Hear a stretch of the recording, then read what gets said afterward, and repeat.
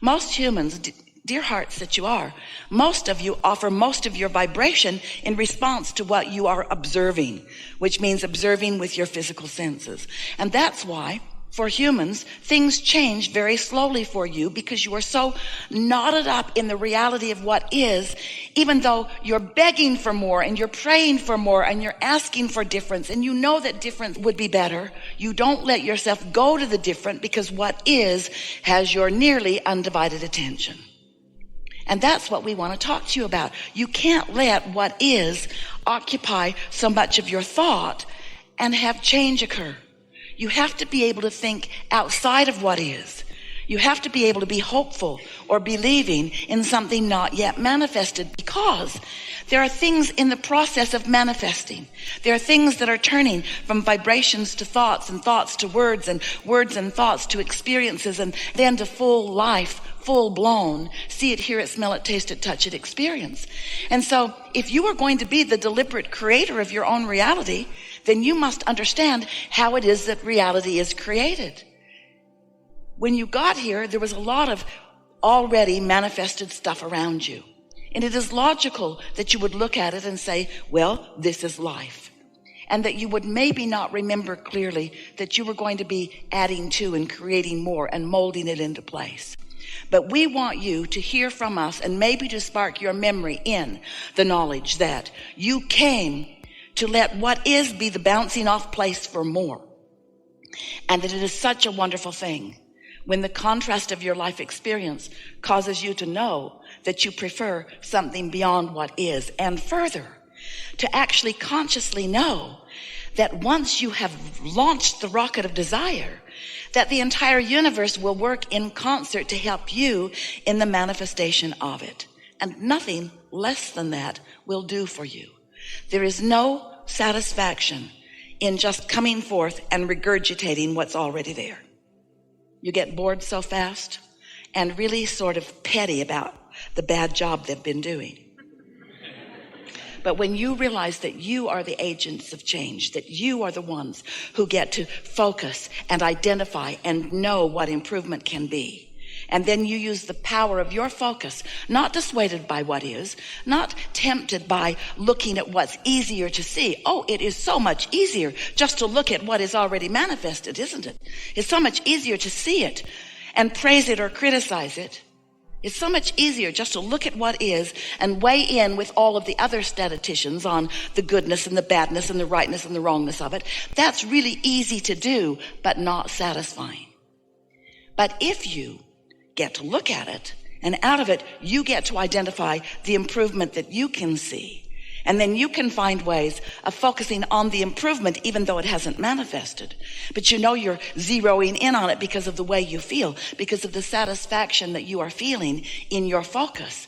Then you get to be one who consciously observes what's in this vibrational reality, this reality that is so real, we've given it a name. We called it a vortex. We wrote 2 books about it because we want you to accept the reality of this vibrational reality. If you can accept that you have created a vibrational reality and that you can fixate on the vibration of what's in it, then you get to be one who witnesses the evolution of these vibrations to thoughts, and these thoughts to words, and these thoughts and words to things. You get to witness the becoming of creation, which is what you came to do. Not one of you said, oh, I'll go forth and I'll just watch them do it, and then I'll make a list of how well they're doing. None of you said that. You said, I'll go forth and life will inspire within me new desire. You knew that step 1 of the creative process would be born within you just by your participation, your observation of life experience. So step 1's easy. Life causes you to ask. And when you ask, step 2 happens immediately, because that's the vortex. That's where your inner being is. That's where source is. Law of attraction, responding to these vibrational requests and gathering all of the cooperative components all together for you to begin to receive them. But you can't receive these new improved ideas and experiences if you're still beating the drum of how it is. You've got to be quicker on the launching of the desire, and then more willing to focus into a place where it hasn't manifested, by following your bliss, by following the feeling, by following the satisfaction, by following the pleasure of the new idea. And when you learn to hold that frequency, you can do it through meditation. We'll talk about that. It's our favorite because it's easiest for you. You can do it by appreciation. That's easy too, provided you're not too far down the road on something other than appreciation. When you focus in a way that allows you to feel good, then you allow your vibration, the vibration of your physical apparatus, to rise to the equivalency of the vibration of your source, to the equivalency of what's in your vortex. And then such wonderful things happen for you. Then you are what we call in the receiving mode or the allowing mode. It's like tuning your radio dial. You are in the receiving mode of what's in the vortex. And then you begin to experience an avalanche of ideas and impulses where you get to witness the actual becoming of what you desire. There is nothing more exhilarating than to witness your asking being manifest. But you see, the part that most humans have left out of that equation is they have forgotten that they must be in the receiving mode because you must be the translator of the vibration in order to witness it. Most humans think, oh, well, if I'm good, then what I think is God will bless me with what I want. So if I'm in need of something and I pray hard for the improvement, then God or something will give it to me. And when it doesn't come because you stay in the step one mode of identifying need. I need. Do you know the need vibration and the allowing vibration are so far apart that they aren't even on the same, well, they are on the same stick, but so far apart on this stick that when you are really needy, you are really blocking what you are desiring. You can't be needy. And you say, well, that stinks. Because if I need it, I need it. And if I need it, I'm asking for it. And that book you wrote, Ask and It Is Given, stinks too. Because I've been asking and asking and asking and asking and asking and asking, and it has not come to me. So what gives? And then we say, oh, it's given. It's in this vibrational reality. And you say, oh, that's a nice cover, Abraham. It's over there where we can't see it. Nice try. How do I get my money out of the damn vortex and into the bank? When does it become a reality that is meaningful to me? And we say, when you tune your vibration to the frequency that allows you to be the witness of the transferring it from vibrational into what is more. You see, you don't really have a long enough view from your physical perspective to really get that everything that you see now in your physical world was a vibration at one time that has become. All things, wanted or unwanted, that are manifested in your experience are as a result of humans and others, animals too, giving attention to subjects. And so when you start paying attention deliberately, then you begin exercising more control of what becomes in your experience. So much so that two of you could be walking in a similar direction, in a similar town, on a similar street, and be living such different experiences because what you're translating from the ethers into reality is very different than what someone else is not allowing to become for themselves. Do you follow this a bit? So step one is contrast causes you to ask. Step two is source answers. Step three is you've got to get in the receiving mode, so that you can feel the satisfaction of witnessing these thoughts turning to things. And when you get really good at that, when you meditate every day, or when you are often an appreciator, when life is feeling good to you, when the edge is not so edgy in your life experience, when you occasionally have a negative emotion, but mostly you feel wonderful, then we announce that you have accomplished step 4. Step 4 is the mastery of step 3. How about that? Might seem silly to give a whole step to the mastery of a step before it, but it's what we've done. Because when it's easy for you to stay or to get back to that receiving mode, that appreciative mode, then you're in a place where what's in the vortex, the vibrational version of it, which is presenting itself to you all day, every day, begins to be heard by you. It's like you line up with it. It's like you tune into it. So it goes like this. You're bipping along. You know what you don't want. You know what you do want. Your vortex is full of enough to keep you busy for 20 or 30 lifetimes, really.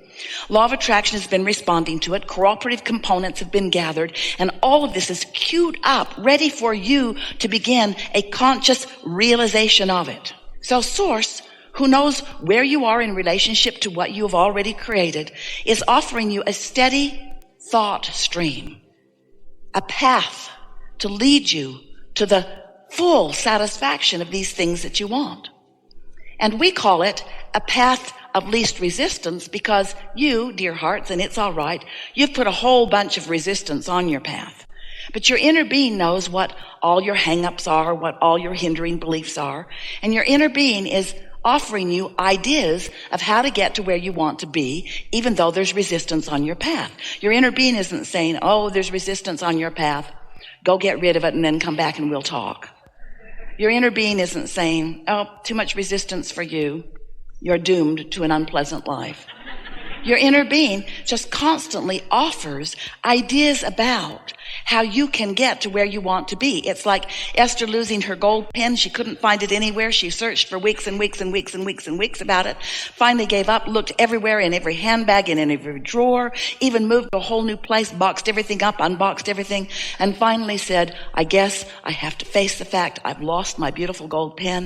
And then one day, because we knew where it was, and she was so convinced that it was lost that she couldn't find it, even though her hand had searched through that bag so many times. Do you know, when you're looking for something that you don't believe is there, your hand cannot find it? You'll go there when it's over there, and then you'll go there when it's over there, then you'll shake it over there. You cannot defy these laws of the universe. So one day, we offered to her a suggestion that she look for something else. It was a little perfume spray that she liked. And she thought, oh, I think the last time I used it was in that bag. She reached in and came out with her pen. Path of least resistance. You might call it trickery. Whatever it takes to get you to where you want to be. You think you're looking for this, but really what you do is find that. And you know that. You've had that experience many times, haven't you? Looking for your keys, you're on your way out the door, or you don't even know you don't have your keys, and then you remember something else and you go back for that bottle of water and there are your keys, and you think, oh, wasn't that lucky that I needed this bottle of water or I would not have found my keys? It wasn't lucky. It was your inner being who knew where the keys were. Path of least resistance. And so your vortex is full of all of this knowing, all of this reality, all of it queued up, all of the cooperative components gathered for you. And then you, in some vibrational relationship to that knowing. The better you feel, the more on point you are. The worse you feel, the more oblivious you are. You recognize that in yourself, don't you? So let's say you've been meditating, you've been appreciating, you're mostly tuned in, tapped in, turned on. And so you are in the vicinity of what's in your vortex, and there you are. Maybe you've just meditated and you've cleared your mind. It's such a wonderful state of being. And then near the end of your meditation, a thought occurs to you. This sweet thought comes into your mind and you can feel the exhilaration of it because it's a pure idea straight from source. Now, we don't mean pure in the sense that it's only talking about spiritual things by your standards. And so when that first sweet thought comes to you, and by that sweet thought we mean that thought that is not burdened by doubt or disbelief, that first really good satisfying thought comes, then you're off and running. And once you allow yourself to be the receiver of those good feeling thoughts, and even more important, the understander of why you had access to such a thought and what that thought would lead to. It's like getting ready to be ready, to be ready, to be ready, to be ready for the full manifestation. But so often, you just want the full manifestation. You don't want to be ready to be ready. You just say, I want it, and I want it now. And when it doesn't come now because you weren't ready to be ready, to be ready, to be ready, to be ready, then you say, I must not be worthy, or I must not be in the path of goodness, or it's that reason or that reason or that reason. And then you practice the thought of it not coming to you rather than allow the thoughts of it coming.